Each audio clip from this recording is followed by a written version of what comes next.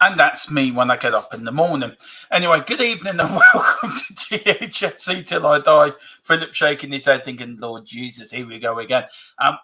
Welcome to the best show in town, the best channel on YouTube, your number one Tottenham channel on YouTube in Ireland. Sorry, Mr. Harris, but we are the number one Spurs channel in Wexford, Leitrim, and basically we are number one. But we are going to talk a lot about Man City tonight. We're going to talk a little bit about Eric Dyer leaving the club, and we're also going to talk about generally is civil war going to break out within the Premier League. I think me and Philip and Tequila are all agreeing on this one, where we're coming from. But Philip, Mr. Brady, how are you this evening? And by holy shocks, Ireland won last night.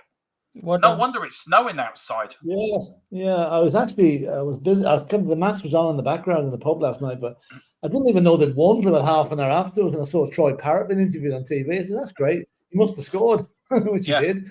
So fair dues to that. He had a good end to the season. Apparently he was saying that the lads in the dressing room all want John O'Shea appointed as manager. So Why not? Look, that's for another subject. I got my own view on that. Down below, I don't know how to describe this, gentlemen. Yesterday, excuse me, that my setup is all falling behind me. Look, introduce yourself, sir. Who are you, and where do you come from? Well, today I come from the bottom of the ocean, obviously, and I'm some kind of a shark-type creature. And I'm here to talk about Manchester City, and I'm going to go Jaws on him. I wouldn't play the song, but then we get copyrighted on that one, probably.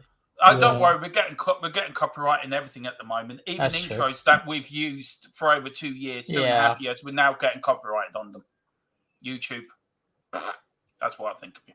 Exactly. That's another strike coming, Dermot. That's another one. Yeah. Well, they can't do it. All they can do now is just close our channel down, but we will come back. We're like the Arnold Schwarzenegger of the YouTube world. You've just used Winston Churchill's copyright sign there. Yeah. Anyway. Oh Jesus! I've just okay then. There you go.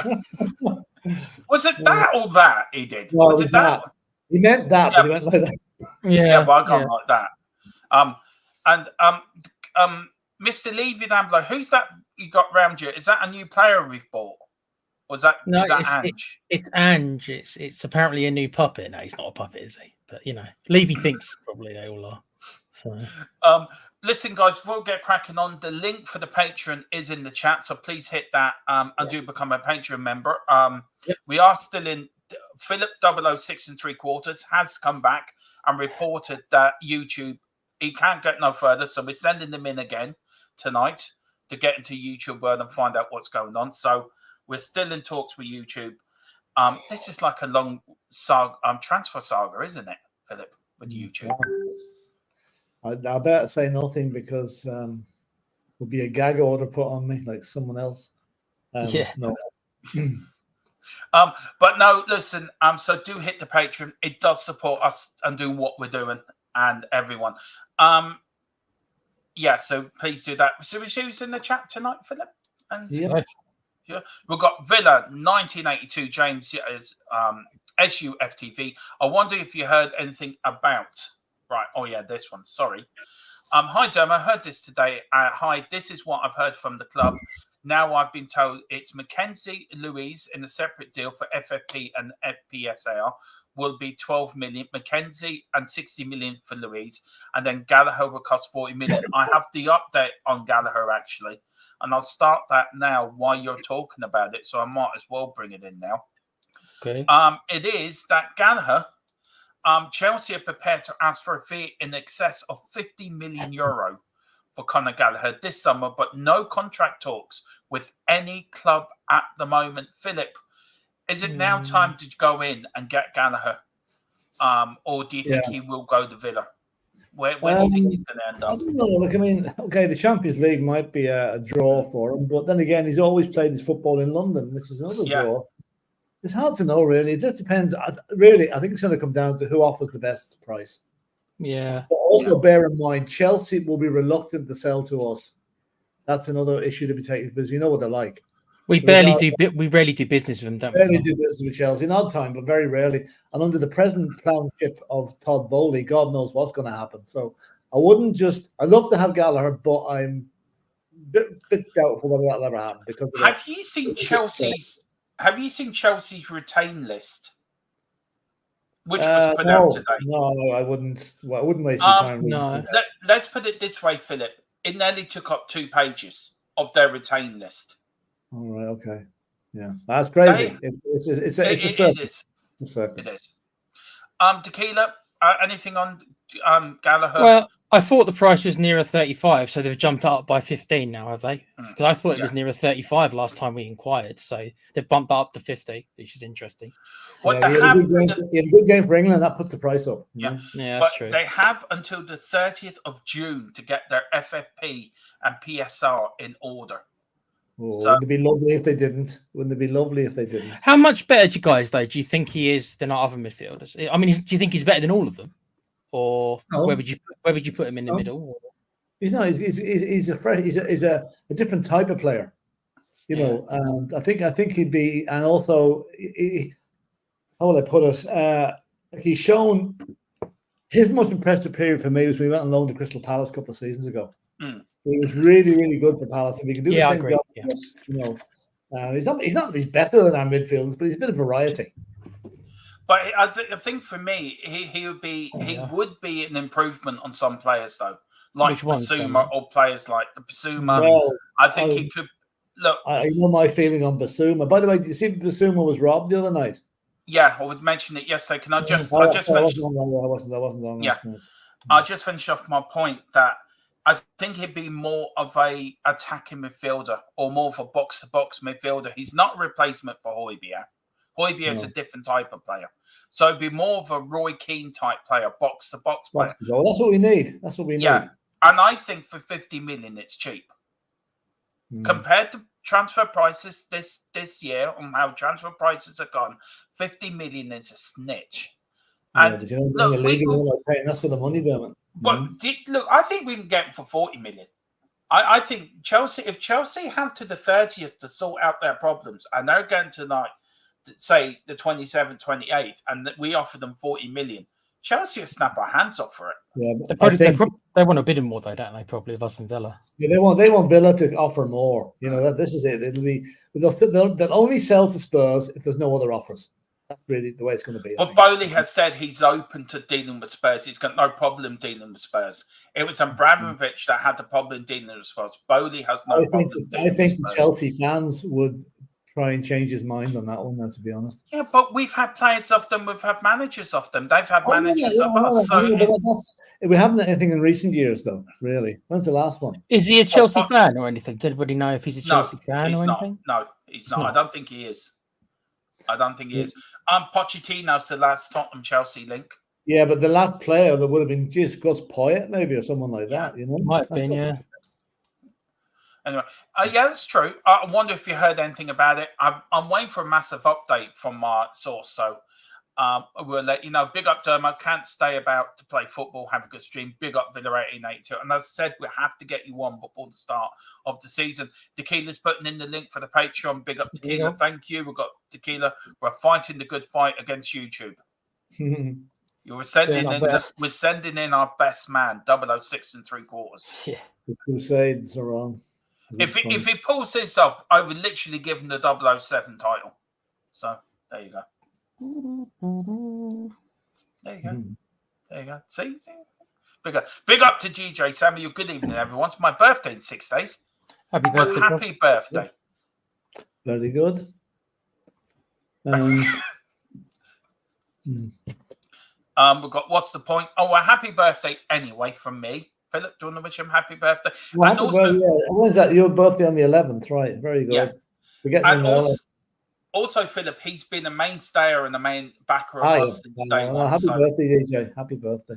Yeah. You know, it's nice time of the year to have it. Sun shining, late nights, plenty of beer.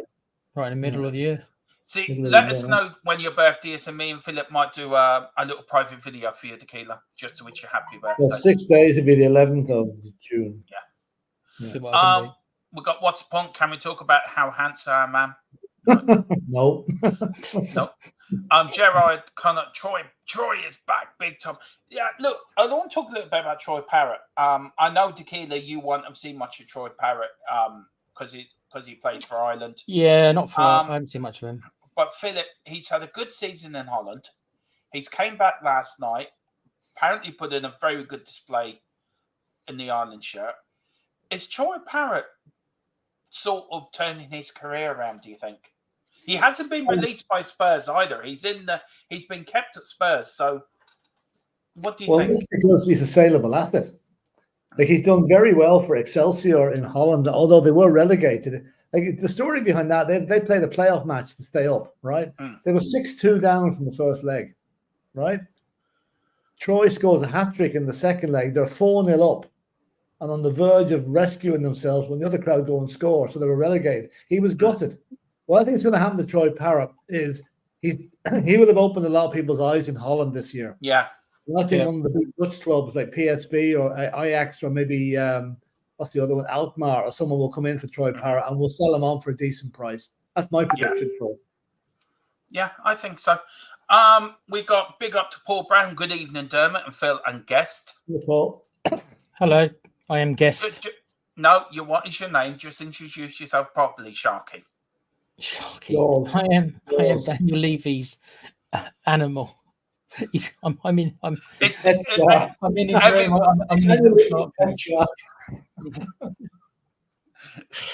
I'm Daniel Levy's spirit animal. There you go. So basically, you got Mourinho, Conte's all remains around you there. Yeah, I've already eaten the bodies. They threw the bodies in. I already got them up. The bones are in the corner. Big up, Paul. It is Tequila 316 on you. Can I also say that just at this moment in time, send our condolences to the Napoli fans who've just got their new manager today. Also, Philip, I want your thought on this. It broke last night. Kevin Campbell is seriously in the hospital. We were hearing this yesterday with kidney failure. Anything you want to add to it? Because we talked a bit about Kevin Campbell being one of the last of the old time footballers from the 80s and 90s, Philip. Any memories of him? Not really. He played for Arsenal, so I wouldn't really know that much. Yeah, but he also played for Everton as well. Oh, no, so. Yeah, no. I mean, listen, I don't like to see any old time footballer getting ill. I wish him well. I wish him well. And he's too young for it. Yeah, he's too young to have that, really. Gerald says, I thought you was on your jollies, Dermo. I will be from next week. From the 16th and the 17th, I'm off. I'm going away for 2 nights in Gorey. I'm not going far. Anyway, Neil Shafton says 50 million to open to keep a Londoner. Not a bad price considering Richarlison was 60.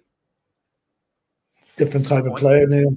Really, not bad though. I mean, as you say, 50 million isn't excessive, but will Chelsea sell to us? That's the biggest question I've got, really.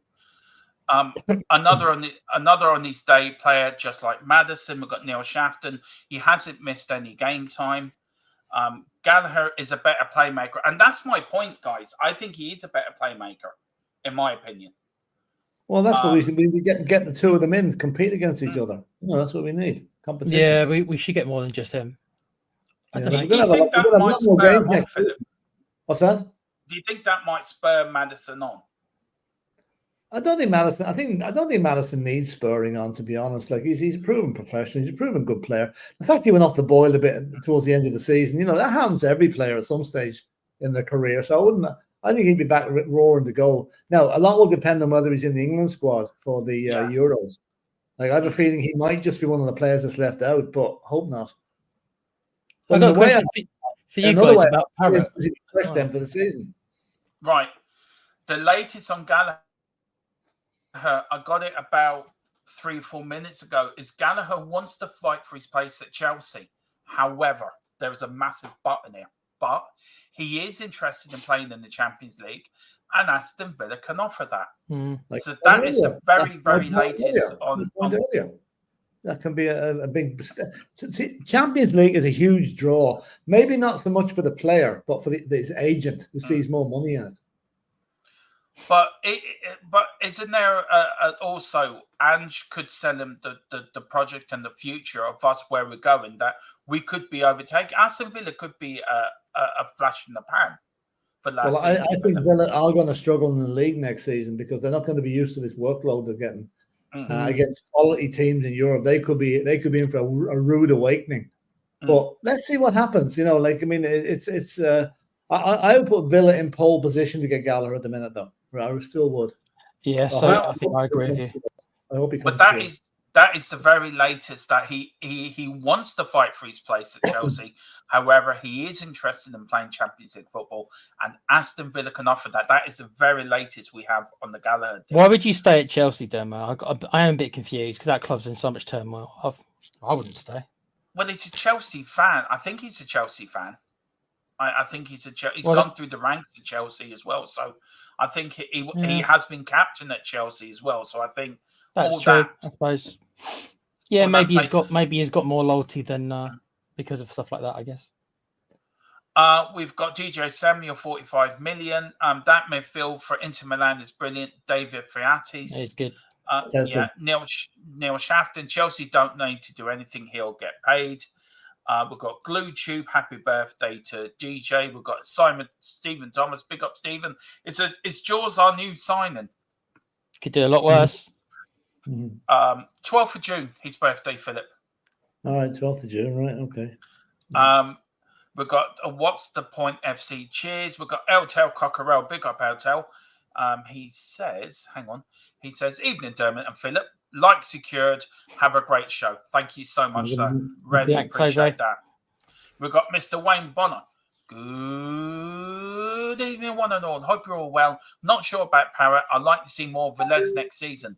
Philip, Velez could be going back out on loan again, for what I'm hearing. Well, wherever they send him to this time, let's make sure he doesn't become a pawn in the fight between the manager and the chairman, because the league's got very little game time in Spain this summer or this winter. Yeah. So if he does go back out, fair enough. Again, it'll all depend on if we sign a striker, then one of those two has to stay at the club. Guys, can you explain to me why we keep sending these players to foreign leagues and why is we not bedding them into the English culture more to acclimatise them? Why we did the same thing to Gill? Yeah, you're right. That's what I mean, I don't get it. Why are we doing exactly the same things to this dude that we did to Brian Gill? Well, the thing about Velez, just remember they're Spanish speaking. Wouldn't have great English, but maybe going to a Spanish club might make them feel more at home. Whereas he's had a bit more experience now. I think next season, if he does go out on loan, send him out to the likes of I don't know, a good quality championship side. Why not send them to a Southampton or a Burnley who have gone down, somewhere like that? Southampton are up. They're back in the Premiership. No, like a Leeds or Burnley who are championship team. Yeah, but I don't think that style of football up there. It's rough and ready. Well, northern football can be like.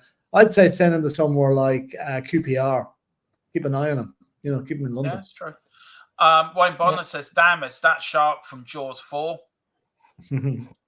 Looks more realistic. It looks more realistic than the sharks in the Jaws. It just looks like somebody out of Finding Nemo. Paul Brown says, if THFC are content enough for the likes of Johnson, Werner, Velez, etc., why not give Troy a chance? I think his time is gone at Tottenham, Philip. I think it's too little too late for him now. I think he was the great white hope 2 or 3 years ago. Then he got into that little bit of an issue with the company he was keeping, and I don't think he's ever fully recovered from that. And that's why I think a good player, probably not Premiership standard, whereas I think Johnson, Werner, and Velez are, to be honest with you. So would you take him over Velez, Phil? Well, we see so little of Velez. Velez comes with a huge reputation as a young player from Argentina. So we've hardly seen anything of him. So let's give him a chance. Keep one of them as third choice. Yeah. What's that? So keep one of assuming we bring in another striker. Keep one of them as third choice. They'd get. Well, that's what I'm saying. If keep one of them as a backup, and if we don't sign a striker, then one of those guys is going to get thrown in the deep end. Yeah, it's true. We've got what's the point? Why can't all streams be like this? Well, that's very nice. Very, very nice of you to say that. I hope it's not been sarcastic now. He's laughing behind that, by the way. I can't stop laughing at the shark. Yeah. Happy to bring entertainment, mate. Yeah. Neil says it's the agent and rumours are going to be massive. Yeah, they Yeah. are. Carl Simpson says, big up Mr. Simpson. He says, that's it. I am tripping. What's been put in my drink? It's a talking shark. Yeah, I know. Amazing. We've got Neil Shafton, tequila, no lies. My cousin Alex Gould. Oh, really? Gould was the voice of Nemo. He's also Sean Botwin in The Weeds. Wow. Oh, right. You could Very bring him good. on to replace me with your cousin, and it'll sound just like Nemo on here. Yeah. DJ said Preston would be a good fit for Velez. Yeah, he would be, actually. I think he would be. What's the point? Says Troy scoring against very poor bottom of the table sides and on. A goal is a goal, isn't it, Philip? Well, that's why a good team in Hollywood sign him, because you score goals against teams like that. And that's what they want. Yeah, but also, Philip, as a striker, it's all about confidence, isn't it? You don't care who you're scoring against. If you're scoring against the reserve team of Scunthorpe United, it's a goal. Doesn't matter. It's a goal. I always go back. You look at Alan Shearer, right? He couldn't score for England for 2 years before Euro 1996. Yeah. Right? Ended up that tournament, I think, top goal scorer. Yeah. Yeah, that's it. So it's all about confidence. All the great strikers in the world, Philip and Tequila, strike. That's the show we need to do in the summer. Our top 5 strikers in all time in the world. I know who Philip's number 1 will be. Oh boy, yeah, that's a lot. It'd be mine's Maradona. He was brilliant. Mine is Jerry Booth. Who? You never heard of Jerry Booth? Oh, damn it! Jerry Booth was a red hot striker we had in the late 80s. I think late early 90s. He was the what would you say best described as couldn't hit a barn door from 6 inches. I never did. Yeah, I heard about him. He sounds great. Yeah. What about Clive Allen? I think I might choose Clive Allen. You know, Clive Allen was a one-hit wonder. 49 goals in a season. Yeah, but he got so many goals, though. Yeah. Right. Here's a question for you. What is the link with the Allen name and Tottenham Hotspur? This is open to the chat. Philip, no, I think has cracked it. I know what it is. But there's a link between the 60s, 80s, and 90s with Allen and Tottenham Hotspur. What is the link? Don't mention it, Philip. Let's see. No. Let's see, can we get the chat to work it out? We've got what's the point here? Neil Shafton, I think Velez was supposed to be given his time after a year, so it's now time for Velez. Yeah. DJ Samuel says, I know I shouldn't smoke weed. Now I'm seeing a talking shark. Well, I've got no problem with smoking weed.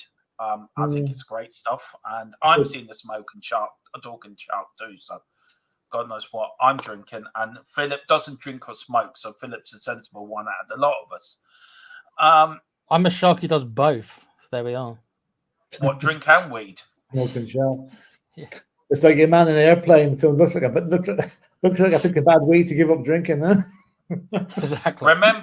Remember, Harry, Rome wasn't built in a day. Troy will come good if given a chance. Maybe. Time will tell. Neil Shafton says, sugar. Any transfer news? We're just giving you it. And then we've got Wayne, family generations of Allen family. Yeah. There you go. Wayne's got it. Spot one.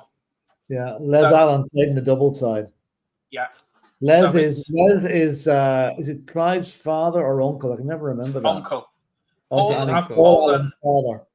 Yeah. Okay. Paul Allen and Clive Allen were cousins. Cousins, yeah. Paul Allen is also the youngest player ever to play in an FA Cup final when he played for West Ham in the 1980 final against Arsenal, which West Ham won, by the way. And can you remember the goal scorer, the West Ham goal scorer? Trevor Brooking. Who become very popular with John Motson in the commentary box. Yeah. And then what's the point? Says I wonder if Sharky's given any swimming. Yeah, there you go. Depends how much. Where do you want to start, Philip? Do you want to start on the players that were released today? Yeah, just a quick on that. Yeah, just a quick one, Dennis. Right. So Tottenham Hotspur today have released 3 players. Well, we all knew Eric Dyer was going anyway, but I thought I'd do little stats in them. Eric Dyer made 354 appearances in all competitions. 23 of them 354 were made as substitutes, and he scored 13 goals. He joined Tottenham in the 2014-2015 season. He then went to Bayern Munich in the 23-24. He has represented Spurs in the Champions League, Europa League, Conference League, League Cup, and FA Cup, and of course the Premier League. Philip, he did have 2 loan spells at Everton where he did not make one appearance for the Toffees in the 2010, 2011, 2012 season. Look, Eric Dyer divides opinion. You either like him or you hate him. It's a bit like Marmite. Look, I wish him well where he's going for his future. But who just changed it? Sorry. Will somebody please stop playing with the... Stop it, Sharky. I'll take you out. Sorry. I just lost my train of thought now. No, I just saw the new buttons demo. I just wondering what he did. Sorry, my bad. As you were. Oh, that was it. What's your memories of Eric Dyer, Philip? And what's your thoughts on him? So I just need to close my I door. know Eric Dyer was a hate figure for a lot of fans over the last few seasons, right? But I mean, I have this thing. I could never hate any player that pulls on the Spurs jersey. Because if they have a bad match, they don't do it on purpose. Everybody has bad games every so often, but we don't go around with a hit squad wanting to get rid of them, like Eric Dyer had to put up with. Okay, he made mistakes. We all do. I'm amazed. In fact, I'm delighted for the lad that he's gone to Bayern Munich and looks like he's going to get a contract there. And he's done well since he's gone to Germany. Maybe the German league suits him better. No, he had a good game against the Champions League, didn't he? He did. Arsenal, wasn't it? Yeah. He's still got 2 or 3 years left at the top. Let him make the most of it. Good luck to the lad. Like I said, any player that plays for Spurs and leaves, I would always wish them well. Unless they go to Arsenal or Chelsea, then I might not be so happy about it. But listen, good luck to Eric Dyer. I'm sure he's doing more than walking Harry Kane's dogs, which is what I thought he went to Bayern Munich for in the first place. Didn't think he had a game at all for them, but he's back he's in the squad. He's in the team every week. So good luck to him. So, but I wish him well, but you cannot forget of the mistakes he made, like the ones against Liverpool, and by the memory of Eric Dyer for me is a pre-season game against Barcelona. There's a free kick just outside the area. And his words were to the other players, Lo Celso and somebody else was taking it, Philip was, tapped his chest, leave it to me. I know what I'm doing. Didn't he say, I got this or something? That's it. I've got this. And a meme was born. World Cup, was it the World Cup of the European Champions a couple of years? Playing for England. Yeah. He said exactly the same thing and burst the back of the net. So, he was good at free kicks. So, I wouldn't hold that against him. No, but look, for me, Eric Dyer's been more of a, you don't play 354 appearances in all competitions if you're not good enough. But for me, he was a squad player, not a starting centre half, and I think he was the weak link with Sanchez. I don't think they were good enough for the Premier League. And as you say, Philip, maybe the Bundesliga suits him. He probably should have been sold. He had good years. His first 4 or 5 years at Tottenham were very good. Yeah. But I think maybe then, possibly, we should have sold him, but we didn't. Yeah. So he came in as a defensive midfielder as well. So initially he came in as not really a centre half at all. Yeah. So out of 10, what would you give Eric Dyer's career? Well, I'm going to give him a better score for the first half of his career than the second half. So I give him a 7. Tequila, what you maybe you feel that's been generous, but I'm not just thinking the bad days. I'm obviously going to be. I'm being harsh on him because he whether or not he wanted to, he was played as a centre half. You can argue that he shouldn't have been, but that's where managers eventually played him. So as a centre half, I'll give him maybe a 4. He was. What I will say is this: he was the scapegoat for a while, and it wasn't just that Eric Dyer was the only one playing bad, but he did garner the most attention because some of his mistakes were really bad mistakes. So even when maybe there was other players who also made mistakes, but he always got more of the brunt of it. I think because his mistakes were just more costly because of the position he plays and because his turning speed. We've seen it all. His turning speed, was not very good. So I think that maybe a little bit unfairly that he's signalled out so much, but he certainly, as a centre half, I can't say that he played that well for us. He should have stayed in midfield, I think. Yeah, I think. Gerard's giving him a 5. I'm going to give him a 5 as well. Guys, we're going on to Ivan Perisic, who's only with us for 2 seasons, 48 all appearances in all competitions. 16 of them 48 appearances were made as substitutes, only scored 1 goal. He did represent Tottenham in the Champions League, Europa League, Conference League, League Cup and FA Cup. My sort of favourite memory for him was the 2 crosses he put in for Richarlison Philip against Sheffield United early in the season when we came from 1-0 down to win 2-1. I think for the first one, Richarlison goal, he took the corner to get Richarlison's equaliser. He did have a great cross in them. Yeah, I mean, to be honest with you, I think the loss of Perisic so early in the season is one of the major factors we're not in the Champions League this season. Yeah, I agree with you, Philip, on that. Because I think he would have provided the crossing. I know Johnson's crossing is very hit and miss, but Perisic is an old head. He knew exactly where to put that ball, and he was lethal with some of those crosses. So I think that injury that he got was, of all the players to get injured during the season, I know they're talking about Van de Ven and Maddison, whatever, but I think this one was probably the most crucial from an attacking point of view, that we didn't have anyone to put the ball in from the left-hand side for a while. And I wish him good luck. I believe he's gone back to Croatia. And his wage bill was frightening. Well, he was on 185. He was on a lot, wasn't he? Yeah. You know, so we're not miss that, but we'll miss him. I'm going to miss him. I think he was great. I give him. So, what would you give him, Philip, out of 10? 7. 7. I agree with you. 7 tequila. Just very quickly, we'll get through these, and then we'll get on to the main. I'd give him a 6 out of 10 because I'm not sure where his best position was as a left back or on a left wing. So I don't know where. I don't think we ever really found out where we should have played him. I think that was still up in the air a bit. So what were you giving him again? I'd give him a 6. Okay, and of course the last one, of course, is Jaffet. There's 2 more: Jaffet Tantanga and Ryan Segerson. Ryan made 48 appearances, 12 for subs, 3 goals. He represented Spurs in the Champions League, League Cup and FA Cup. And Jaffet Tantanga came through the ranks at Spurs, made 47 appearances, 3 subs, didn't score any goals, did represent Spurs in the Champions League, Europa League, League Cup and the FA Cup. Philip, very quickly on Jaffet Tantanga and Ryan Segerson. Jaffa came through the ranks at Spurs, given his debut, I think, by Jose Mourinho against Liverpool. It was decent enough. I mean, I'm always sorry, Philip. Go on. He wasn't a major contributor to the team, but when he did play, he didn't disgrace himself. And again, Premiership quality, possibly not. More Championship. Mm-hmm. So, I mean, I'd say I'll give him a 6.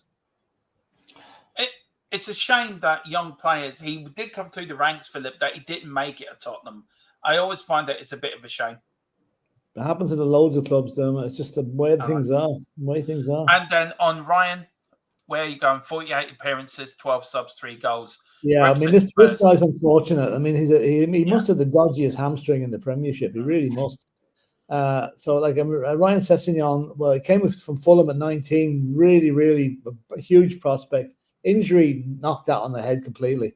My abiding memory of Sessegnon is the Wolves game we were at a couple of seasons ago, Dermot. Yeah. When Conte substituted them after 25 minutes, and he had to walk from the other side of the pitch the whole way around to get to the dugout. I thought that was that was nearly as bad as Ricky Villa walking off in the 91 Cup final.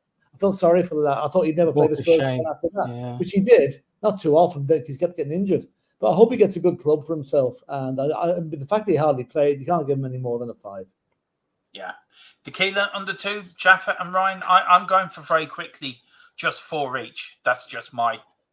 I thought Jaffa Tanganga had potential. I just think he couldn't single out what his position was. Right back, centre half. He never got a run of games in any one position. And Sessegnon, feel for the lad, but one of our worst signings because of the return from the amount of games he played. Not his fault. So there you go. We've got a few people in here. We've got Gerard 7. We've got Gerard 3, I think, for Jaffa. And then Gio's gone for 2. So there's a lot of...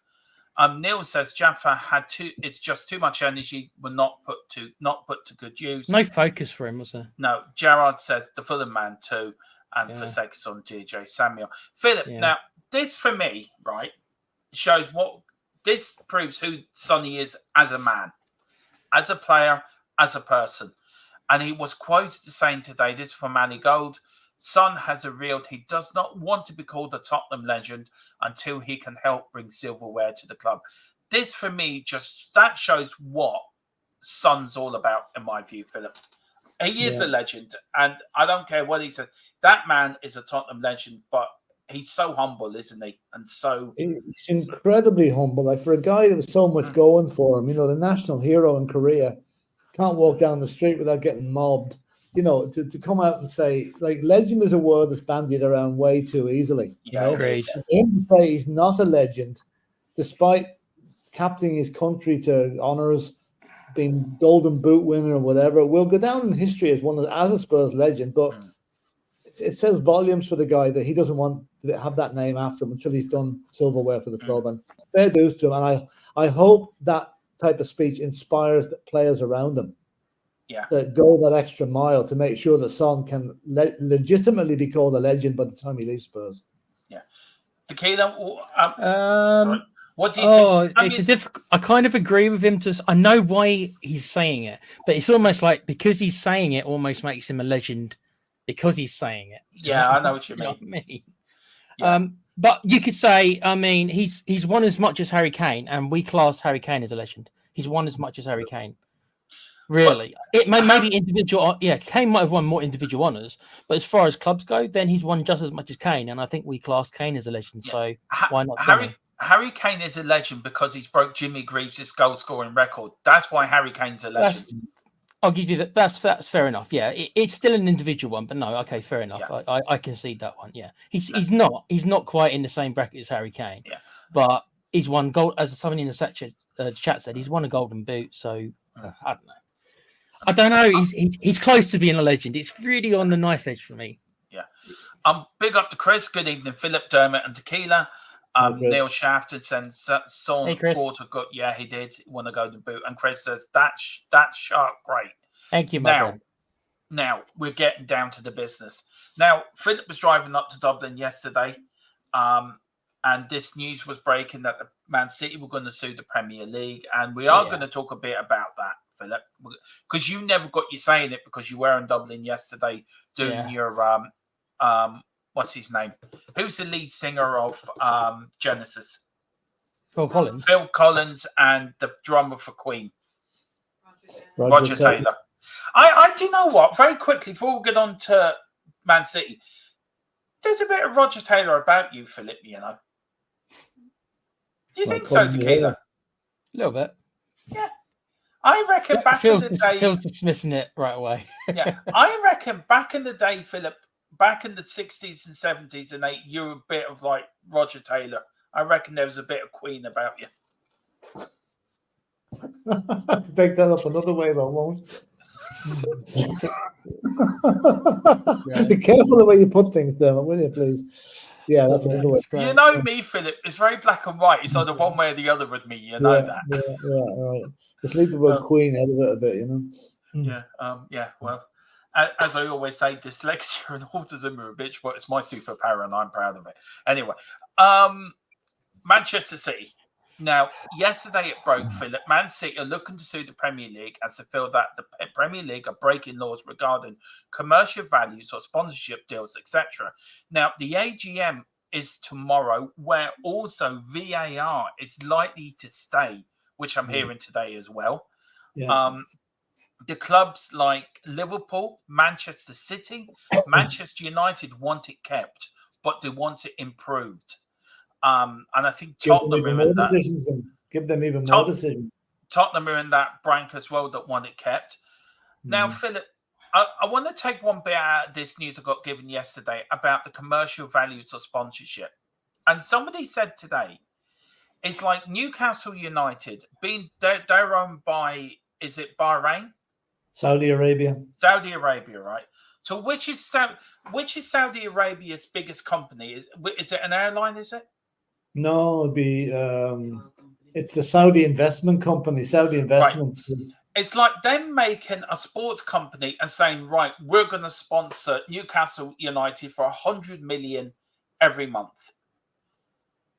Now, you can't do that because you're breaking the law. Mm-hmm. So if City would say, for argument's sake, City win this court case against the Premier League, Philip, where does this leave the Premier League as an entity, as a brand, as a guiding light for world football? Is it damaged? Is it finished as a brand? It's up the creek without a paddle. The City cannot win this case. Yeah. If City win this case, right, effectively that is the end of soccer or football in Britain as we know it. Because what's also going to happen there is all the clubs are going to pull out of the deal just to fund the lower league clubs, and they're going to suffer. Money is not we're going to get onto that, Philip. Yeah, we're going to get onto that. It's a whole. However, I know City can afford the best lawyers and what have you. The Premier League have to do exactly the same. Fight like with this. This is the most important court case regarding football in maybe ever. And Man City cannot be allowed to win it. But in your view, you've worked in business, Philip. I hope you don't mind, but you've worked in the banking industry most of your life. You've worked in business. This commercial value of sponsorship deals, we know there's loopholes in the law itself, Philip. We know there's loopholes within the rules of how the Premier League has set it up. Are Man City just doing what every other club's doing in the Premier League or around the world, or any business around the world, finding loopholes and just going through them loopholes until they are, I don't know, filled up, and then they find another loophole? So technically, they're doing what any other business would do, going through loopholes. Yeah, but they're doing it in a much higher scale, a bigger scale than any other business. Yeah. Like the effect of this court, the reason behind this court case is nothing more than to stop all the charges against them by the PL. That's all it is. It's deflection. They're trying to create their own storm, take the attention away from their own misdoings over the past few years, win a case, which if they do, I mean, the Premier League could not enforce any of those charges that are against Manchester City. It's self-preservation. That's all it's about, with total disregard for any other club in the place. Now, Tequila, look, it was said today that the Man City owner or chairman was on, I think, was it TalkSport this morning? Now, this interview was done a couple of days before it came out that Man City were looking to take the Premier League to court, and he's saying we're doing nothing wrong. We haven't done anything wrong. We're innocent of all these 115 charges. I'm sure. We will prove our innocence and all this, but they were found guilty by UEFA for the same thing, and they were banned from the Champions League. It's only because they went with their best lawyers to, is it CAS, Philip? Arbitration. The European Court of Arbitration. And that was done behind closed doors, and suddenly they got away with it. Now, there is a YouTube video. I will find it and put the link into the description below. Maybe Philip can remember it all. Can you look for it quickly, Philip, on your laptop? What I'll do, I get the link for it. So, Tequila, my question to you is, they've been found guilty before, and they got away with it. What's going to stop them doing the same thing, being found guilty and get away with it again? Well, to answer the question, is that nothing's probably going to stop them. And I just want to say this, Dermo. It's like, I've tried to kind of like not want to talk about the politics that much, but as the years have gone by, I'm starting to hate Manchester City so much. Like, the hatred for them is, I think it's already more than I ever hated Chelsea under Abramovich. And I think I'm starting to hate them even more than Arsenal, even though I know that the rivalry is not there. But I just absolutely started to hate what they are doing to football. And I'm getting so fed up, not talking about it with you guys, but that there's so much talk. There's more talk about them in the courts than there is about them on the pitch. I'm so getting frustrated, and I'm starting to understand more and more why so many people hate Man City. I'm starting to get it, I suppose. Maybe I'm a slow learner. That's just what I wanted to say initially. What do I think is going to happen? I think it's going to title up in courts, bro. This is all. It's all it is. It's like they're just trying to deflect everything, bro. I don't think they're going to win this one, though. Not in the end. Now, there's a great article in the Times. I mean, Philip, you've read the article so far. It's a brilliant article. I will find the name of it for you. Is that okay? Lovely. Cheers, Philip. I put that link into the description after the show. It's a great article, and these were the 3 talking points that come off it. So we're going to talk them one talking point by another talking point. So we're going to start with the top one, Philip. I'll go to you with the top one, and we'll discuss that, and then Tequila the second one, and then the third one we'll discuss it further because I know you're tight for time, Philip. Some clubs may pursue compensation claims, Philip and Tequila, totaling them all to £1 billion if City are found guilty of any or all of the 115 charges. So let's talk about the rest of the Premier League first. Are we on the grounds, Philip, that all the 19 other Premier League clubs can turn around to the Premier League and say, right, we're not going to play. We're not going to play Man City. We're pulling out of the Premier League. Unless you relegate Man City. It is heading that way, Philip. It's civil war breaking out. Yeah, it is, though, but that's not the way to do it, because what are you doing there? You're punishing your own fans. You're punishing your players. You're punishing... If teams did that, right, then Sky would probably start suing them for breach of contract because we can't show your matches anymore. It starts a whole domino effect the whole way down the line. No, I think the way it's got to be done is, I mean, what they've got to do is go the legal route. I mean, I can see where this is coming from. Any club that's lost out because Manchester City won the league, but they would have finished in a higher position in the league. That would cost them, gain them so much extra money every year. That's been computed into that figure. Okay, there's talk about maybe stripping them of their titles. I don't think that's not a punishment. They've won those titles. You can never take them off them. What you can do is take their Premier League status away from them and sue them for everything they've got for the cheating that they've done over the last few years. And I think the clubs have got to go the legal route. Don't go on strike or don't refuse to play. That's not the way to do it. So really, look, I said it yesterday. They've created so many histories over the last few years. Forget about the charges for 1 minute, Philip. Just look at it on the footballing side, right? They've won 4 Premier League titles in a row. They've done the treble. They've done doubles. They've been very successful under Pep, and they've played some lovely great football. They're a great team to watch, Man City. None of that matters anymore, Dermo. But look, I'm trying to put it in a. I'm trying to put it in a that all scenarios are covered. So you can't blame the players or the manager for this. You can blame the people that own the club. You can blame the people that run the club. So is it unfair? Is it fair that the players and Pep shouldn't get any blame to this? That their reputations are going to be tainted because of what Man City did, Philip? And I'll go you, Philip, then I'll go to you, Tequila, because I think you can't blame the players, really. I mean, they've nothing to do with what goes on in the boardroom. I mean, you've got the clown of a chairman of Manchester City, and I apologise, I call him that. He goes on TV this evening complaining this thing's taken too long. Why is it taking too long? Because City are obstructing it at every move along the way on the FFP thing. So, no, you can't blame the players. You can't blame the management up to a source. Man City wouldn't be as good a team without Pep Guardiola as manager, right? They wouldn't have won 4 in a row. But one of the main reasons is they've won 4 in a row. They can spend whatever they like. They can buy whoever they like. And winning titles brings players that want to come to your club that wouldn't want to come in any other case. So there's the fact that they've done all these financial crimes has a knockdown effect, and it's affecting every club. It's affecting the position each club finishes in the league, and they have to be punished and punished severely. Yeah. So look, my point of view is this: I think the Premier League club should forfeit the next season. I really do. I think it's the only way this is going to be brought to bear, because this can go on for another 4, 5, 6 years. They can tie this in court for how long they want. The case is set now for November, according to the press today. Now, yeah, I've been hearing that as well, but I'm waiting for that. If that happens, then okay, that has to go ahead.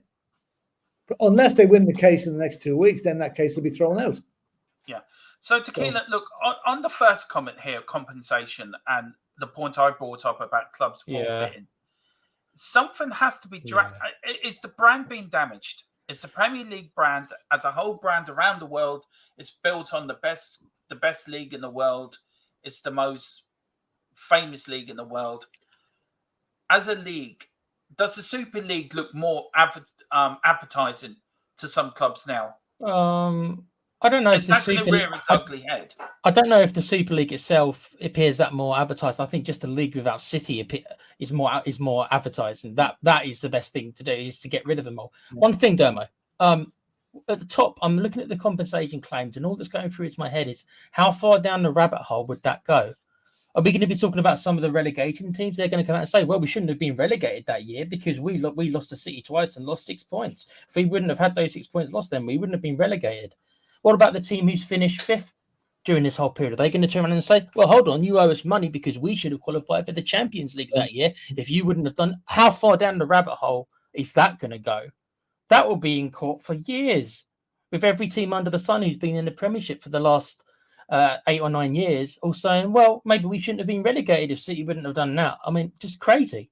That seems absolutely insane. I think they're going to go back to the first year they won the Premier League, or the year that these owners took over. Oh. So I don't know when did they take over? 2010, 2011? Oh. Philip, when did they win their first Premier League title? 2012, I think it was. Yeah. Who was the manager back then for Man City? Mancini, wasn't it? When I just remember them signing Rubinho. That was the first time I was like, "What the hell?" Was that the game where your man scored in injury time against QPR? Yeah, 3-2 against QPR. Yeah.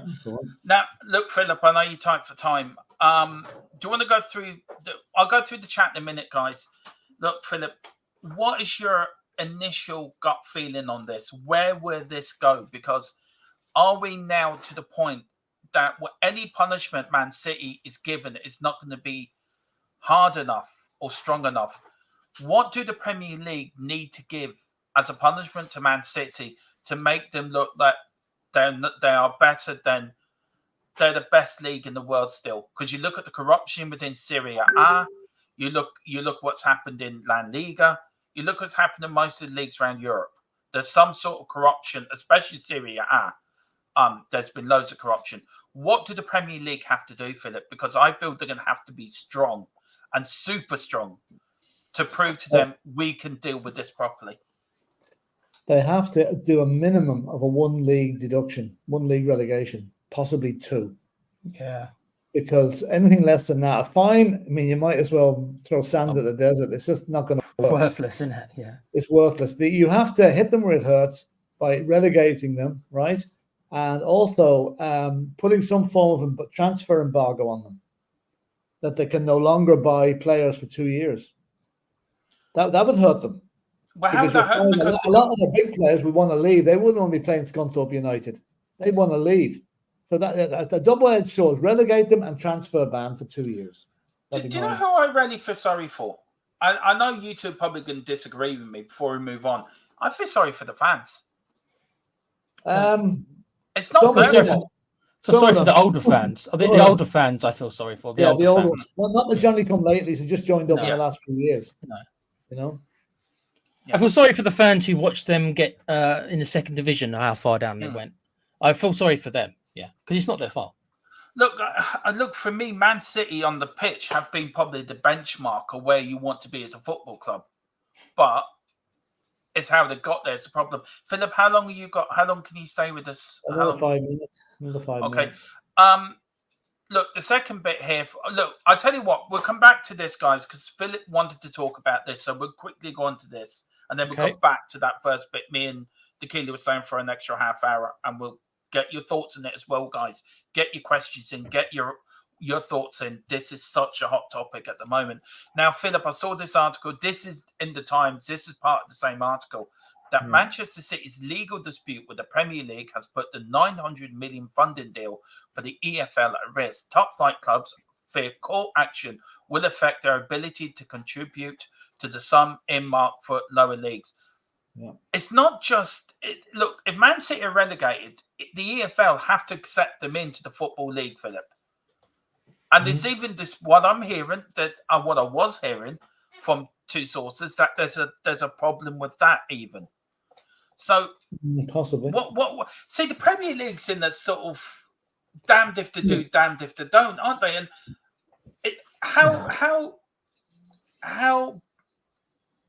how sort of it's like House of Cards. How closer we to the house of cards collapsing, Philip, in Th- British this- football. And just me sound sorry. This part of the deal is probably what we'll look at to be the least important of it. But in my opinion, this is probably the most important part of it for the future of football. Because this is a deal, like lower league clubs are not making money selling their best players to bigger teams anymore. Not so much now, right, as they used to. So they come up with this scheme that they're going to put 900 million into the lower league teams. If that's put at risk, a lot of these lower league teams are going to go out of business, which means there's going to be no football for the fans to watch, no jobs for the footballers that play for these clubs, and all because of the selfishness of Manchester City trying to backtrack and get out of the charges they should legitimately be facing for financial irregularities. They don't care about Scunthorpe United or Accrington Stanley. All they care about is Manchester City. And I think that's absolutely abominable. And I'm just so angry that they're even considering suing the Premier League just to delay the ultimate punishment that has to come their way if justice is done. Yeah. End of rant. No, it's true. No, you're spot on, mate. Sorry, go on, Tequila. Do you want to add to that? Go on, sorry. No, I don't think I can. I think Phil said it. Oh, I agree 100% with what you just said, Phil. And my patience with City has run its course. Yeah. Just they seem to want to destroy everything to preserve themselves, self-preservation at all costs. Yeah, so that's it. The second question to that is, if the EFL refuse to take Man City into the Football League, which is Championship, League 1, League 2, what happens to them then? What do the Premier League do then? The League of Ireland might take them. Yeah, you guys are welcome to them. Knock yourselves out. But it's a serious question. I know. It's a serious answer. If the EFL won't take them, where else are they going to go? The Scottish League. But you look at Rangers; they got relegated to the lower league in Scotland because everything was under one roof. The Premier League and the Football League are two separate identities, two separate organisations. So, if the EFL do refuse to take Man City, did the Premier League say to the EFL, "Look, you're going to have to"? But do you not think, Dermot, would there be more EFL, money thrown at it? Would you not think the EFL will be crying out for a team like Manchester City to come in? Look at the crowds at the track playing at places they'd never otherwise be going to. You know, look at on the financial point of view, it could make a hell of a lot of money for the EFL if they did that. Now I know that's maybe not the moral way of looking at things, but on the purely commercial side of things, that would be a good decision for them. Tequila? No, it feels right again. I mean, there are other clubs obviously who've got big stadiums like Sunderland and everything who play there, but it's not going to be the same. Feels right. The Man City, even though they're not regarded, I don't think, is in the same bracket as teams like United or anything, there'll still be a massive draw to get gate receipts for any of those clubs in the Championship or lower. Imagine if they're playing in League Two. I mean, imagine the windfall for all the smaller clubs in League Two to go to the Etihad. But this is a team. This is a club that are trying to derail the 900 million funding to help these clubs exist, to help these clubs keep going. But I think if it gets to that stage, Dermot, that court case will have been thrown out, and they have the punishments given them by the committee that's looking after the PL charges. So here's my last question to you, Philip, and then I know I'll let you go. Could there be a scenario where Man City go bust, go out of existence? No, seriously, I know you're laughing, but no, I'm not laughing. No, but I'm saying that unless Abu Dhabi pull out, that's the point I'm making. If Abu Dhabi say to Man City, "We're pulling out," could there be a point where Man City have to start again? Well, I mean, who did this? But Wimbledon did it, didn't they? Wimbledon became AFC Wimbledon, in a much smaller scale, obviously.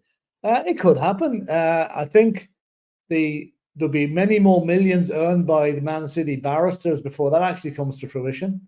But it's a possibility, but a very slim one, I would think. Yeah. And on that case, I have to go and get to do my other job.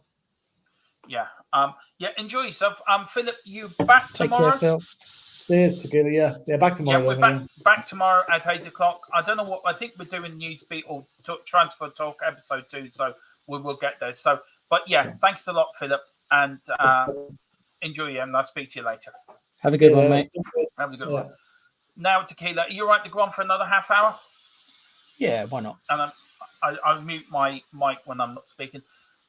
There is an appetite among some clubs to not only sanction City with heavy points deduction, but also apply the rules that enable the league to expel the club from the membership. Do you know? It has to be this, doesn't it? It has to be that they have to expel them from the Premier League. So the other Premier League, 19 other clubs have to band together and say, right, we have to make a stand here. This is, and it goes back to what I said before. This is the whole thing of the Premier League, what it stands for. I think to put a bow on it from the Premier League, because I really believe that what I've said this before, though, mate. I really believe the Premier League's been sticking their head in the sand for such a long time because they just don't know what to do about all their league wins. They don't know how to do the damage control. How do they mitigate the damage from City being so dominant over the last 7 or 8 years, right? So I really think that they still don't know how to handle it. And I think maybe the best thing to do to stick a bow on it is let them keep the bloody titles. Because it's just keep your bloody titles, but you are getting the full punishment that we can give you. So you're going, if non-league, if maybe that's too much, but you go right to Division 2. Right to the bottom of that ladder, and you have to come back, and that's 5 years that'll take them. Assuming they get promotion after promotion, most of their best players will leave. There's a good chance that the investment will dry up because will they really want to be putting all that money into a team that's in Division 4? I don't think so. There's a good chance they may leave, right? And that's it. And then you're guaranteed at least 5 years, assuming they come back each year, without them. And the other teams will get to win things again. That's what I think is the best thing, because otherwise it's just gonna be held up in court for so long. Otherwise, if all these teams are trying to get their bit out of them, saying, well, like I said before, you owe us money because we got relegated. You owe us money because we got 5th and we should have got 4th because of what you did. You need to stick a bow on it, dude. Otherwise, it'll be a decade of shit. Big up to Brenny, 74. Big up Sir Heavy. It says, evening, gents. Now, I have starred all comments, so we are going to go through your comments, but I have starred them as well. Also, the bottom bit, the last bit of this article was the clubs are furious with City for launching this claim against the Premier League, when in November 2021, City initially approved recommended changes to the same association party transaction rules.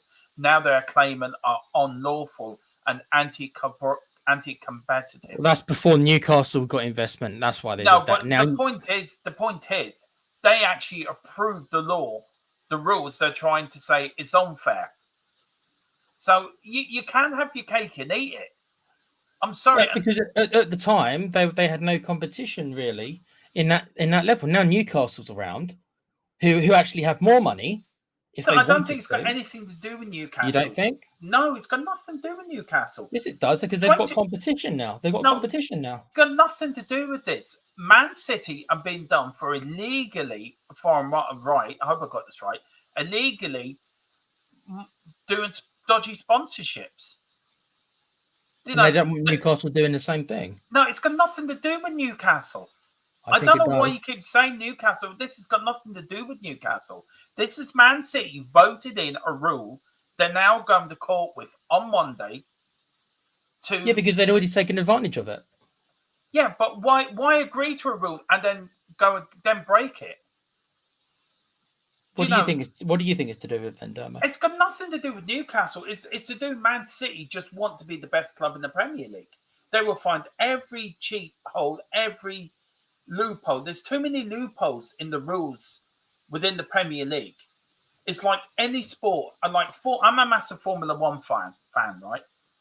If an F1 team can find a loophole in any new regs that come in, right, to get an advantage over their opposition, they're going to go down that loophole. They're going to find that loophole. Man City want to be the best team in the world. It says here, clubs are furious with City for launching a claim against the Premier League when in November 2021, City initially approved recommended changes to the same associated party transaction rules. They're now claiming are unlawful. They're saying the rules are unlawful and anti-competitive.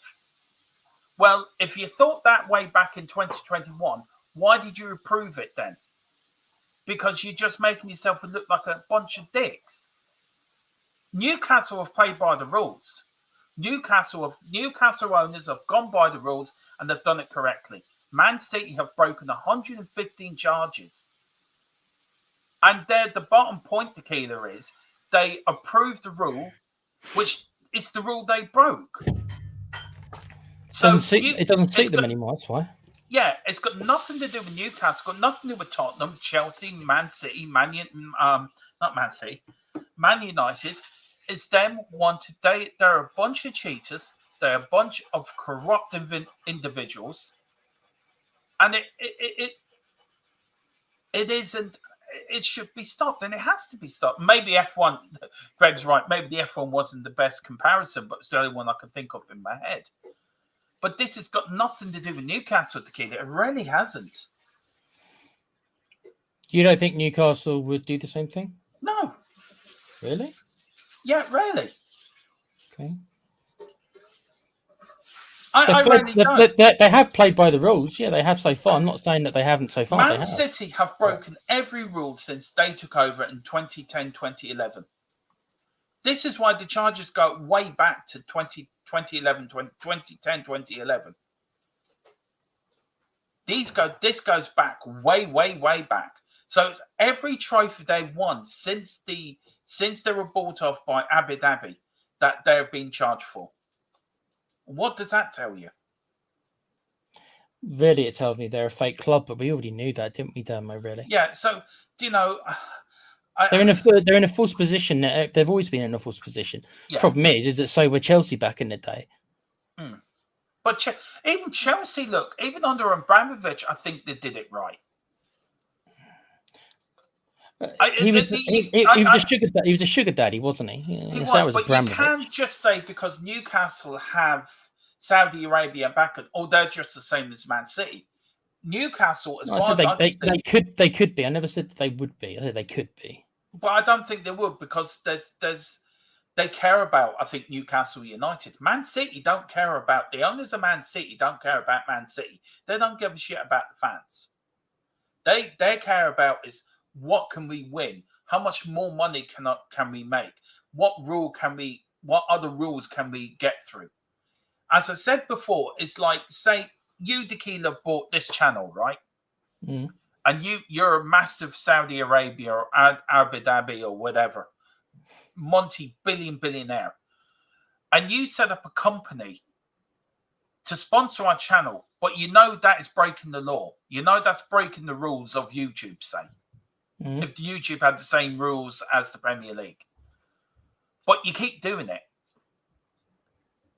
Do you know? And then we get an unfair we get to 1 million subscribers because we cheated. Yeah, but do you think they care? They don't give a shit. No, they don't give a shit. And to be honest, I mean, I'd like to think that morally I'm okay, but if I was a millionaire, would I change? Power corrupts, Dermo. I wouldn't. I wouldn't let myself. Morally, I wouldn't do it.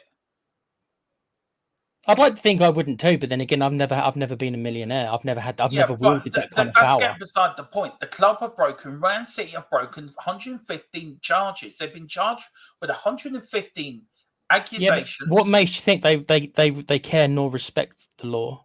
What makes you think they care? They don't care. They don't give a shit. They don't give a shit about the fans, the older fans. No. They don't give a shit about the club. No. They don't give a shit about the Premier League as an identity. The Premier League as a brand. But my question to you, Dermo, is why would they? Why would you think they would in the first place? Because their fans will. Their fans will. That's the thing. Because But why would investors from all the way of what they really care about English traditions? They won't really. I'm being realistic. They really won't. They bought Man City not so they could have a great sport. They bought Man City because they wanted to raise their profile, which they've done. That was their whole reason for it. Yeah, but the problem is they've cheated all the way to get there. And every company will do the same. In every sport, you find there's corruption. You find there's Dermo, most people, this is what I think. It's just my view, and I'm not saying it's 100% right? It's just my view. Most of the most successful businessmen in the world normally have to be corrupt and be ruthless and all those things Yeah, but to get there. This is no different. You're getting away from the point. Not really, dude, because these people don't care. They don't have the respect. They don't care. The point is, Tequila, right? Manchester City have been charged. Well, yeah, they've been charged with. Yeah, but they think they're above the law. They don't give a shit. Yeah. That's why they've got all these. So the point is, lawyers. you go after you can go after the people that are doing it. So you have to go after the club. They are the club. So you have to punish the club. Now they could turn around and say, right, we're pulling out. This fit and proper rule also needs to be looked at as well. Because any Tom, Dick and Harry could put across a great remise or great, this is great, we've got billions and we can prove we can run this football club. How many owners, Tequila, right? In the last season, you look at Reading, where the owner couldn't pay the players. You look at, I think, was Morecambe a couple of years ago. How many clubs have gone bust and have gone out of business because people that have bought them haven't been fit and proper to run their football club? Too many, way too many. Yeah, the due diligence in the whole league is lacking. So the fit and proper rule, I think, has to be changed. I think if you look, Daniel Levy, as much as people criticise him, and rightly so for some of the things he's done as well. I don't criticise him for that stuff, though, mate. Yeah, but hang on, I'm just making it as a point of view. There is people that criticise him for everything. Let's put it out there. He runs it right. You've got to. The Newcastle owners are doing it properly. Do you know? I think they're running the club right for what I can see. But there's too many owners within the Premier League, Championship League 1, League 2 are not fit to own a football club. And all they care about is money. All they care about is how much money can I make out of this football club. How many owners go in, I don't give a shit about the heritage of this football club. I want to make as much money as I can make out of it. Well, with very few exceptions, unless they're self-made millionaires who are literally honestly fans of the club. More often than not, most of these owners come in it because they want to make money long term. And that's all that matters to them. The Glazers at Man United, we all know about them. Even the American owners of Villa and the American owners at Liverpool, they've generally done a better job. Like the American owners of Liverpool, they've run that club pretty well. But bottom line is, they want to get at some point they'll sell up and get their money. Get their money. So most of these millionaires who buy these clubs are not fans of the club in question. There's exceptions, of course there is, but more often than not, there's not. Chris says to think the astute businessman would buy a club and run it to the ground, compromising their own reputation is quite bold leap of stupidity.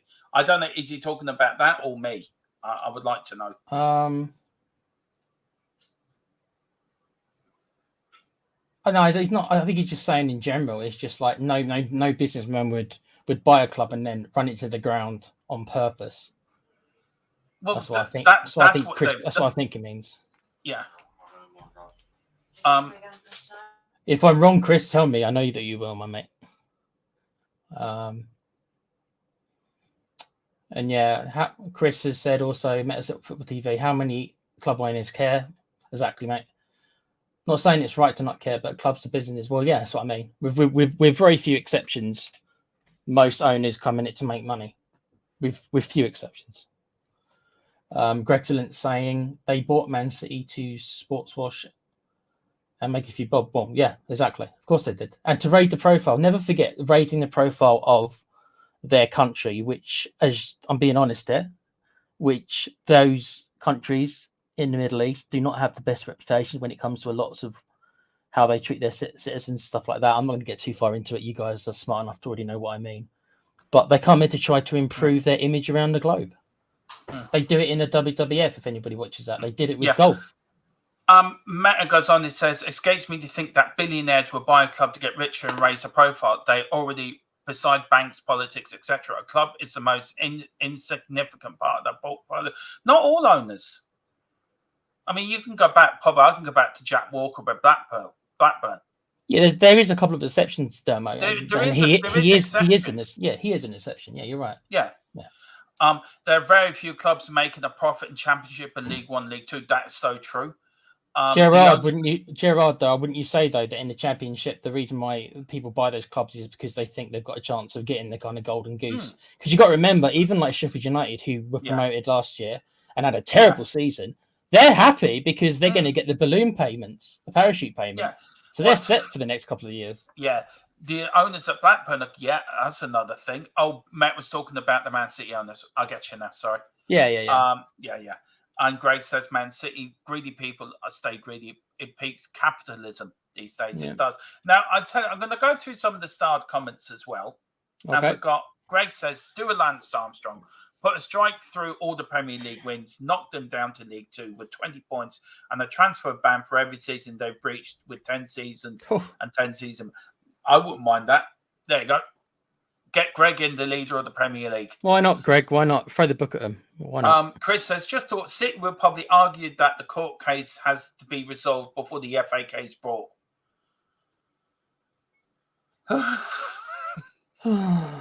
He's not wrong. Look, question to you. Should this be all dealt with before the start of the season? Before the start? Look, of course it should, bruv. It's never... The new fixtures come out on the 18th, right? So is there going to be a star against Manchester City? There should be. There won't be. There should be. It should be. Yeah, that's true. We've got Gerard saying, can any Premier League team sue VAR for blatantly wrong decisions? If not, why not? I don't think they can. That's actually a very good point, actually. Well, Wolves obviously put through trying to get rid of it. Has that been voted on yet? No, it's been voted tomorrow, but for what I'm hearing, it's going to stay. Really? Okay. Yeah, one of the few of the top six want it to stay. Don't know why. Yeah. Gerard says, was Rangers allowed to keep their titles? Yeah, they did. They did, didn't they? Yeah. But I think with Rangers, they were on the verge of going out of existence. And I think the Scottish FA, because it was all under one league, the Scottish FA run it under one organisation, I think, back then. They were allowed to stay in existence, but they went down to the lowest league in Scotland. Chris is saying, Gerard, yes, they kept the titles, but they don't exist anymore, and we never add to them. That's actually true, Chris. Yeah, spot on. Matt says, even in all, I have no horse in this race, but if City have made the decision, perhaps they actually have a case. Just a thought. I don't think they have a case because UEFA did found them guilty a few years ago. And it was when they went to CAS that they got that case overturned because I'll put the link into the YouTube. I'm going to watch it again tonight when I have my dinner, but it's shocking. It really is shocking. And then Grace says Abu Dhabi could be found not fit and proper.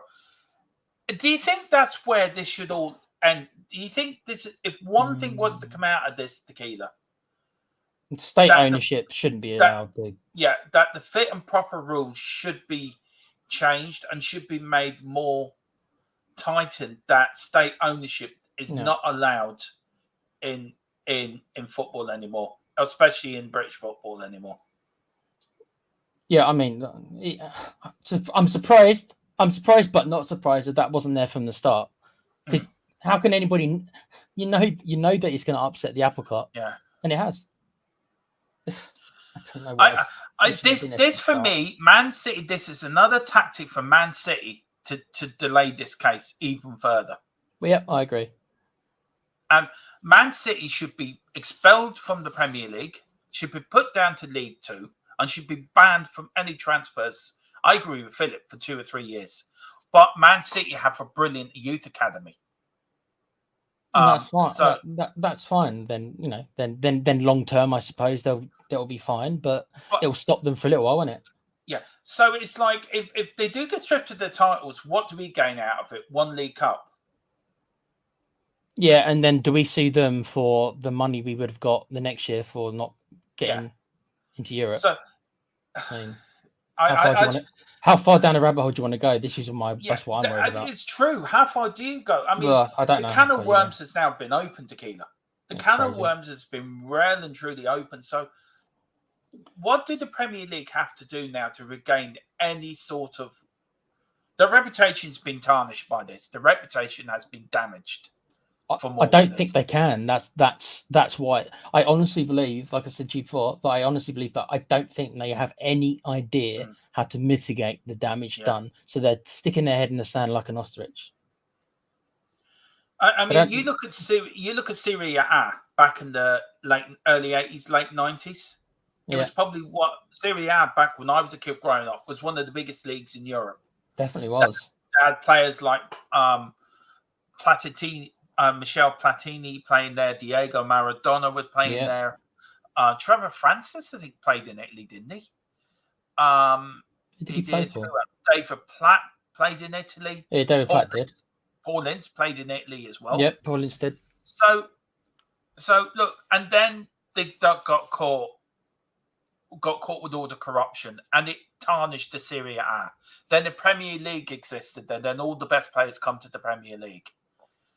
Are we going down the same route that Serie A went down? That another league's going to come up, say the Bundesliga or La Liga is going to become probably the best league in the world. But I think you've got a shout for Bundesliga. I think obviously with Leverkusen, obviously this year winning it, being undefeated in the league. I mean, that's massive. That makes that league so exciting next year, don't you think? It does. Bundesliga. I mean, back when we were youngsters, when I was young, right, I was a absolute massive Inter Milan fan when I was younger. Yeah, I liked Inter. Because Inter Milan was, for me, Italian football was that bit of forbidden fruit that you couldn't have. Do you know what I mean? Yeah. But you watch James, what was his name? James Allison, was it? On a Sunday, wasn't it? Golazzo, what's it was called? Yeah. I thought it was on a Saturday. I thought it was Sunday afternoon. The matches were shown on the Sunday. Then you had the program on Saturday, lunchtime on Channel 4, but the matches were always shown live on the Sunday at Serie A. And then Gazza going out there, of course, from Tottenham to Lazio. And then you follow Lazio because of Paul Gascoigne. They had a lot of the best. They had a lot of the best players in the world. The original Ronaldo, obviously, and Batistuta, Maldini. I mean, AC Milan, Conte. AC Milan. How many European Cups did they win back in the day? Yeah. Do you know it? Yeah. Italian football, and I think Italian football's coming back to that again. By the way, it's taken them a long time to recover, but they just don't have any money. Though, still, do they? They're broke. But I think the league in itself, I think the league's coming back. I mean, I love watching the Bundesliga. I've been watching it now for 2 or 3 years. I love watching German football. Yeah. It is so exciting. I'm going to try and watch more of that next year as well. I think we might even do some watch-alongs actually on the channel to the Bundesliga. Yeah, why not? I think we're going to have to, Tequila. But look, guys, Metis says on Channel 4 back in the day, it was. Right, Metis says program was on Saturday, games on Sunday. Games on Sunday. That's right, spot on. We've got Bonnick Juventus, Brady Juventus. Yeah, Trevor Francis played for Sampdoria and Atalanta. What a player Trevor Francis was. The first £1 million footballer back in the late 70s. Would you say the early 90s Serie A was the best league in the world? Is that fair to say? Serie A for me from 1986-87 up to probably mid the 90s was up to the start of the Premier League. Was probably the best league in Europe. Yeah, I think I agree. It was the where everyone wanted to go. If you were going to Europe, you went to Italy. I mean, what's not to like about it? Good wine, good food. Yeah. I mean, some of them. I was about to say good other thing, but I won't say. I won't say what I was going to say. I mean, you go to Rome. Lots of good things. Let's just say that. You go to Rome. You got the Vatican and all that. You go to some of the other places. Milan. Milan's got Monza in Milan. Monza's not far from. You'd have a field day there, Damo, wouldn't you? Oh, yeah. I've always wanted to go to Monza. Actually. I will do one day. But look, that's true, Chris, as well. He says Birmingham paid, he was the first. Do you know he actually went for in the end was 1.1 million at the end after everything was totted up? That is the same amount that Don Belly gets per month. Yeah, I know. Maradona, Gerard says very true, Dermot. Napoli, yeah. Maradona at Napoli. He won trophies at Napoli, I think, single-handedly, that man. He more or less won that for them by himself, This is why I think Maradona's the greatest player in the world. I know he's the greatest player that ever existed in my lifetime. I don't think I can't as an Englishman, Derma. You know I can't. But it wasn't a handball, Tequila. Yes, it was. It wasn't. It was. If you look at it slowly, right? He was scratching his head. I have this argument with Philip. Oh wait, what? He's scratching his head. What? Just at that time, he just said, "I've got an itch. I'm just going to scratch." Okay, all right. Okay, no, that's fine. You need to go to Specsavers. Yeah. Just like Omri's. What about Omri's handball? Was that not a handball? No, he's a fucker. Okay, just checking the other. The second goal, you can't discount the second Maradona. No. But I still can't say he's the best. You know, it's an English thing. I've always wanted to ask you this. You as an England fan, right? Yeah. Does that game still haunt you? Even after all these years later, does that one game haunt you as an England fan? Because of my age, I didn't see it live kind of thing, so I suppose not. I've obviously seen it on tape lots and lots of times, and I've heard about thanks, Tequila. I was actually alive when that happened. Thanks for I never said I wasn't alive. I just wasn't old enough to, really understand. Thanks for making me feel really old. Thank you. I remember watching that at school. Made to watch that. Yeah, our teacher, he recorded it. We had to watch it, and I was sitting there thinking, I don't want to watch this. Why did play? I know. Yeah, you're in England, weren't you? That's right. Yeah, that makes sense. I mean, I'm the man that went to Scouts, right? We had to salute the British flag. And I said I refused to. Nothing wrong with the British flag, damn it. I refused to salute it or stand to attention to it. Look, I like Ireland, right? So you're actually like my third or fourth team. I've got to do England first because I've lived in England, and I'm half Scottish. I know that. Look, I've never lived in Scotland. Can I say nothing against England? I lived there most of my life. Got many friends that are English. But my principles wouldn't allow me to do that. I'm sorry. I come from a very Irish household. So let me ask you this then, right? And we'll obviously talk about it more because the Euros are coming up. Are you going to be supporting England at all, or do you want us to lose when you do? I'd be supporting every other team bar England. Other than England? I'm going to support Scotland. But why not England then? I can't do it. I'm sorry, Tequila. I've been diplomatic about it. Yeah, I support Wales. I'm even going to do England watch-alongs. I've said this to you, that you and me are going to do England watch-alongs.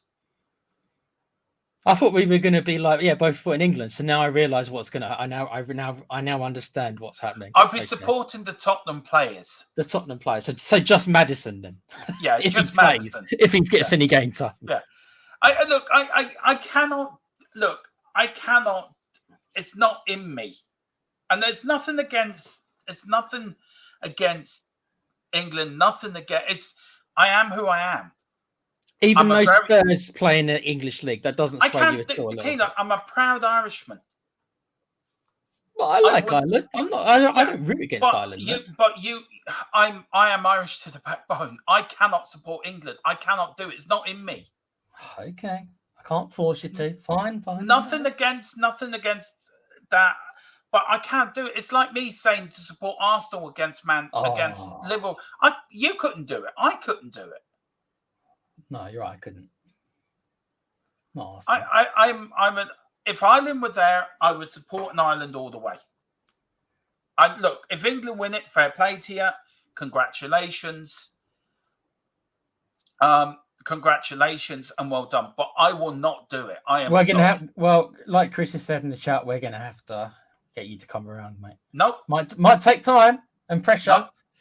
Nope. Once you see England win it all, you'll change your mind. Once you see, there's more chance of me supporting England than there is you coming out and say you're going to be the next king of your country. Well, you think a shark can't be king? Why not? Yeah, I'm telling you. I am telling you. No, as I said, nothing against the English team, nothing against England fans. I am Irish. And everyone on this channel who know me like they know me would not expect me to say anything less.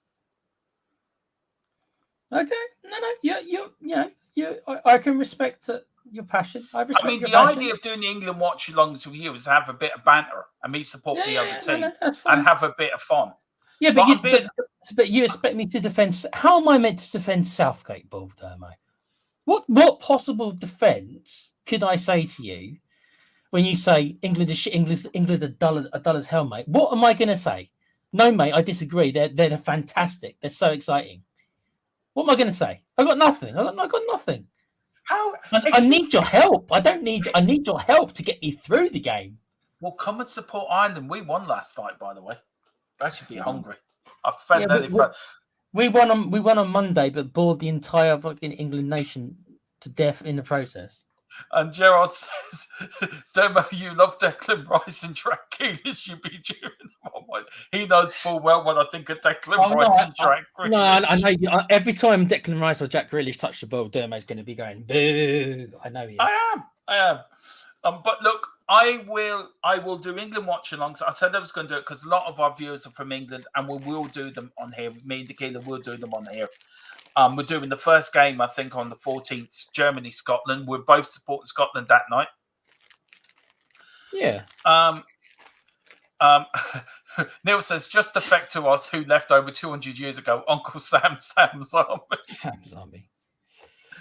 Yeah. Chris has completely lost his mind. Yeah. And he says, the possible defence to support England is Harry Maguire. Yeah. Look, it took us 700 years for you to get out of our country. You think I'm going to support you? My ancestors, my forefathers would turn in their grave. Talk about holding a grudge, Dermot. Come on. Philip Brady wouldn't talk to me. He'd disown me. As for Dave Harris, he'll come down to kill Dave. Dave wouldn't forgive you for it. No, he wouldn't. So I'm sorry. I'm Irish. No, it's fine. I understand. Somehow I'm going to have to research some defences for Southgate. Look, you wait till we play you in the opening game of the Nations League. That's going to be fun. That watch-along is going to be fun. It'll be a 0-0 draw. Well, I actually hope. I'm praying Southgate won't be even around by that time. But you're hoping. You're hoping. You're hoping. Yeah, I've just seen. I understand, right. I'm Irish too, but I wouldn't touch you, mate. Not my type. Well, sorry, because you're not mine either. But never mind. Lithuania and Germany. Are we actually? Yeah, that's well. No, we came. Where did the Celts come from? Anyway, you won it. Anyway, Tequila, we're going to finish it there. It's been a good stream, actually. I've enjoyed it. I had a laugh. It's been a bit of fun. You and me have had a serious discussion on Man City. Yeah. You're now going to swim off into the distance with I'm going back. I'm going back to the cast of Finding Nemo. Finish off the film. Yeah. Very quickly. We're starting up a new YouTube channel, aren't we, in the next week or so, aren't we? So do you want to tell people what we're going to start up, the three of us? Me and Philip and you, me and Philip, what we're starting up? It's going to be a politics show, isn't it? Yeah. And whole new political channel, isn't it? And there's a lot to talk about, obviously, going on in the world. A lot of bad crap, I'm afraid. I don't need to tell you guys that, but got lots of elections all going on at once. America, England, and you guys are be voting soon as well, won't you? Yeah, we're voting Friday. We've got a local and European elections, and our general election, I think, will be early next year. But we are going to cover the UK election. We are going to do, I don't know how long me and Tequila will be doing that night, but we are going to cover vote 2024 in the UK elections. Wish me luck, guys. I actually have to live in this country, unlike Dermo. I'll actually have to live with the consequences of the actions. As always, But look, that's going to be starting off again. Of course, Philip's got his thoughts. There's a lot of thoughts me and Tequila and Philip do talk about, which we feel that we want to get out, and a lot of debates. And we're going to talk about the UK election and what we think. And Tequila's going to give a great insight to that. My insight as well into what I think will happen. Phillips as well. So that's starting up in the next week or so. So guys, we'll give you a link when that starts. So do come over to that new channel. It's still part of the brand of THFC Till I Die. It's got the brand's growing as we're going. But Tequila, do you want to plug your channel? The two gaming channels? Yeah, well, firstly, little plug to obviously we've got our two sponsors there. Have you brought them up? They're next to me. They're right next to me. Wraith, that the side. Wraith, and Appy Pie. So please give them a look, lads. And also, if you haven't heard, you probably have by now, but where YouTube's causing us some problems, like they tend to do. I'm not going to slag them off too much because they're probably listening. But in the meantime, we would appreciate any support on Patreon. I know times are tough, but we've lost our memberships. Obviously, if you guys have noticed, you haven't got your memberships anymore, so we've had to go to Patreon until we can get it rectified. So yeah, that would be cool as well. As for content coming up, obviously you can find myself on the Football Channel with Dermo, and I'll be making some guest appearances on Double Dumb Gaming, which is him and Colm's gaming channel. So we'll be doing some stuff there. I myself have a small little gaming channel. Generally, it's a podcast channel where we just discuss the gaming industry and a lot of the bullshit they do. But there's also some reviews and some good stuff in there. That's at the Play Pouch. If you guys could sub, we're at 72. I'd love to get to 100. We'll be nearly at it a year, so it's a slow process. But I'd be grateful if you guys could sub and like. That'd be great, guys. I think that's it, Dermo. Unless Full-Time Sports Network as well. Let's not forget about them. No, Full-Time Sports Network. The link for the Patreon is in the chat. If you can put the link in again, I'll put it in. I'll put it in again. Yeah. We are back tomorrow night, of course, guys, with Football Talk, Transfer Talks, episode 2, so all the latest news. I think there is a few games tomorrow night. So we're going to talk about the Spurs players that are in European Junior games tomorrow night. But we actually, Friday night's going to be an interesting one. Chris is coming on for Meta Football TV, which I cannot wait to get him on. Looking forward to chatting to you, Chris, live. I've obviously spoke to you a lot, but I've never spoken to him live. I've got an awful lot of respect for Chris. I have seen him live before. He's a great YouTuber. Yeah, he knows his stuff. Love his channel as well. So big up, really big coup for the channel to get him on. We have I'm in talks with an extra sign-in to join the channel. More will be revealed in the next few days, but it's going to shock the nation. And I think that's about it. Tomorrow night's going to be Euro 2024. We're going to talk about who we think is going to win, who's going to be player of the tournament. And so we're all going to pick a team. So we're all going to have a laugh about it. And then Friday, we're doing the Cockle Cock podcast. We're going to go over Tottenham's season, what we think, the good, the bad, and the ugly, and what we hope for next season. And also talk a little bit about the expanded of the Champions League, Europa League, and Conference League, and how will that affect our season. We've got Neil Shafton. It says the NHL Stanley Cup Finals Game 1, Florida versus Edmonton. And then Chris is saying, what we're talking about Friday, need to brush up on my cooking knowledge. Oh, God knows what the kid's going to tell about us, but we're talking about Spurs. A bit of Spurs, the season I'm not going to turn up as a fish. If he's talking about cooking, and I ain't going to turn up as a fish, I have to pick a much more intimidating animal, I guess. Again, please hit the like button. Please hit the subscription button. Let's get to 2K. We are getting there. I don't know where we are at the moment, so I know about 100 we're 160. We're 161 away from 2K. So let's get to 2K before the start of the season. That is possible. Yep. That is so possible. To get to 2K before the start of the new season, we would love that. At the moment, we're sitting at 1,837. So let's get up to 1,840 by the end of the week. And also, I want to say a massive thank you.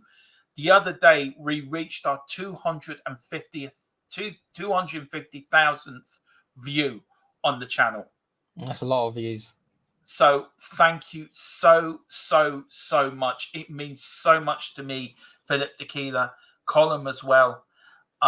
We're 3 years old in August, and I never thought I was doing this after 3 years and get to where I've got to so far. But we don't want to stop here. We want to get more bigger. We want to get to 10K. We want to get to 100K. That is my goal. Might never happen, but I want to go as far as I can go. But thank you to you guys. 250,000 views on the channel means a lot, lads. I'm surprised anybody wanted to watch me, to be fair. But it was a tough one, Dermo, but we got through it in the end. Anyway, we'll get rid of him. Thank you all for watching. The fish is gone. The fish has been harpooned. Thank you all for watching. Whatever you do, enjoy the rest of the evening. Love each other. Take care. And whatever you do, always say, come on, you Spurs. Quiz.